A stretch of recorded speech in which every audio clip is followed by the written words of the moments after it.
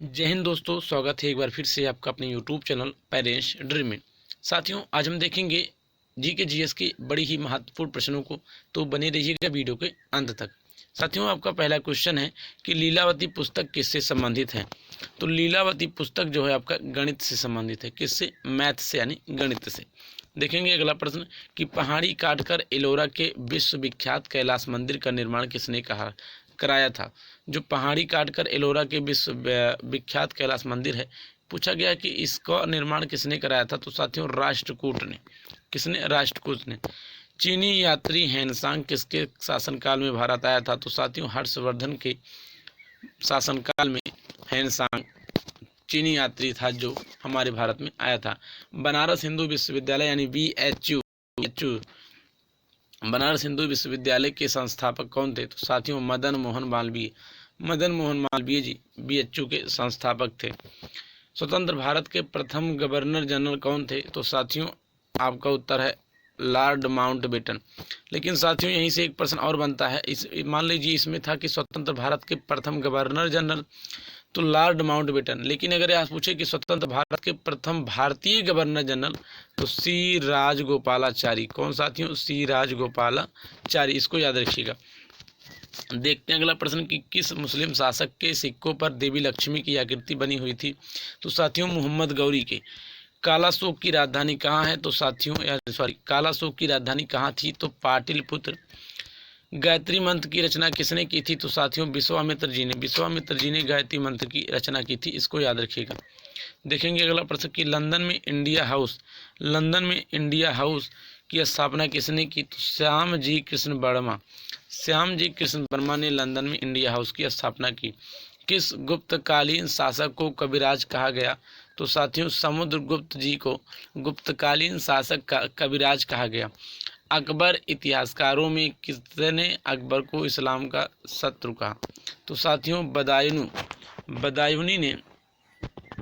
अकबर इतिहासकारों में किसने, जो पूछा गया प्रश्न कि अकबर को इस्लाम का शत्रु कहा, तो बदायूनी ने ही कहा था। भक्ति को दार्शनिक आधार प्रदान करने वाले प्रथम आचार्य कौन थे। तो शंकराचार्य भक्ति के दार्शनिक आधार पर प्रदान करने वाले प्रथम आचार्य थे। किस नगर को सिराजे हिंद कहा जाता है। तो साथियों, जौनपुर को सिराजे हिंद कहा जाता है।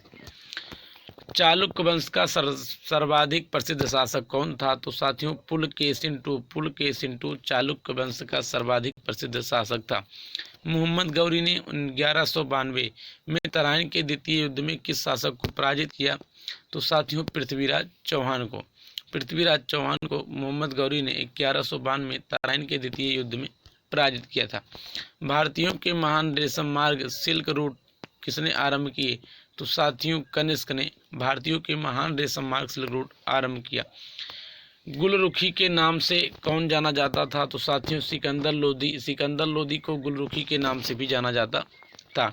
वह कौन सा युद्ध था जिसने भारत में ब्रिटिश प्रभुत्व का प्रारंभ किया। तो प्लासी के युद्ध से ही भारत में ब्रिटिश प्रभुत्व का प्रारंभ हुआ। शिवाजी ने अपने राज्य की आय का मुख्य साधन किसे बनाया। तो चौथ का ही जो मुख्य साधन था शिवाजी के राज्य में। जैन धर्म के 24वें संस्थापक तीर्थंकर कौन थे। तो महावीर। सत्यमेव जयते उक्ति कहाँ से ली गई। तो साथी है या मुंडोपनिषद से ली गई है। कहाँ से? मुंडोपनिषद। यह इंपॉर्टेंट प्रश्न है, इसको याद रखिएगा। बक्सर के युद्ध 1764 के समय दिल्ली का शासक कौन था। तो साथियों, शाह आलम। कौन था? शाह आलम। भारत में सर्वप्रथम स्वर्ण मुद्राएं किसने चलाई। तो इंडो बैक्ट्रियन ने। अशोक के धम्म की परिभाषा कहाँ ली गई। तो साथियों, रावलोवांद सूत्र में अशोक के धम्म की परिभाषा ली गई। जहांगीर के दरबार में पक्षियों का सबसे बड़ा चित्रकार कौन था। तो मंसूर जहांगीर के दरबार में पक्षियों का सबसे बड़ा चित्रकार था। अभिनव भारत के संस्थापक कौन थे। तो साथियों, BD सावरकर जी अभिनव भारत के प्रमुख संस्थापक थे। किस शहर में शाहजहां ने मोती मस्जिद बनवाई। तो साथियों, मोती मस्जिद जो शाहजहां है उन्होंने आगरा में बनवाई। जूनागढ़ से प्राप्त संस्कृत का पहला अभिलेख किस शासक का है। तो साथियों, रुद्रदान का है। जूनागढ़ से प्राप्त संस्कृत का पहला अभिलेख किस शासक का है। रुद्रदान। देखते हैं अगला प्रश्न कि तक्षशिला के प्रसिद्ध होने का कारण क्या था? गांधार कला। क्या था साथियों? गांधार कला। और हम देखते हैं 120वां प्रश्न कि आज़ाद हिंद फौज के संस्थापक कौन थे? तो कैप्टन मोहन सिंह। कौन थे? कैप्टन मोहन सिंह। साथियों आशा करता हूँ यह वीडियो आपको अच्छा लगा होगा। वीडियो को अच्छा लगा तो आपको लाइक कीजिए अपनी सभी।